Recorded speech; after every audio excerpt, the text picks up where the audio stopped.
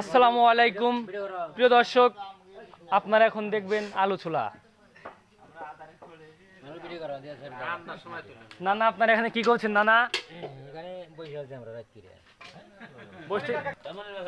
প্রিয় দর্শক, এখন আমরা যাবো ময়নাল কাকার কাছে। আলু ছিলতেছি। কাকা এখানে কি হবে কাকা? এই আলু ঘাটি হবে। কিসের জন্য? তামদারি। ওকে কাকা, ধন্যবাদ। কাকা কিছু বলেন? কি আর বলবো, আলু সেই গরম। ইসমাইল দা কিছু বলেন আপনি? আপনার কেমন লাগছে রাত জেগে এত কষ্ট করে আলু ছোলা? প্রিয় দর্শক, এখন আমরা সাক্ষাৎকার নিব আমাদের সেই ভাইরাল কাদের চাচা। চাচা কিছু বলেন? সারা রাত জায়গা আছি তো, মন মেজাজ ভালো নাই। আলু ছিলতে ছিলতে ক্লান্ত হয়ে গেছি। আপনারা কি রাতে ঘুমাননি? না রাত তো শুয়েই দেখিনি কিরকম লাগে। আলিমকা কিছু বলেন? ওই আমার মামির হচ্ছে মিলাদ মাহফিলের অনুষ্ঠানের জন্য আলু ঘাটি করা হচ্ছে। আজকে সারা রাত ব্যাপী রান্নার কাজ চলছে, আলু ছেলা চলছে, মাছ চলে আসছে। শুনবেন? ধন্যবাদ কাকা, আপনি যতটি মানুষের সাক্ষাৎকার নিলাম সবচেয়ে আপনারটা সুন্দর হয়েছে কাকা।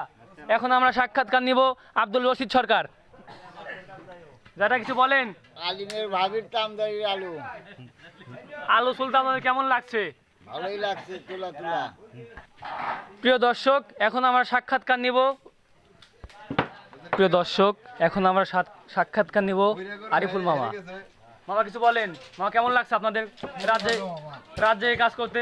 খুবই ভালো লাগছে। এগুলা কি মামা?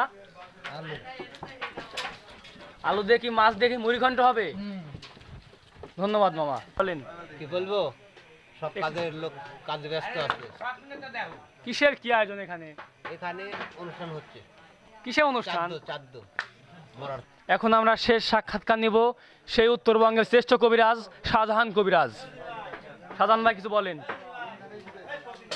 তামদারির আলু ভরে ভরে দিচ্ছি। আপনাদের কি কষ্ট হচ্ছে না না, এই রাত জেগে? খুশি লাগতেছে। আপনারা মোট কয়জন টিম মেম্বার এখানে? বুঝতে পারলাম না।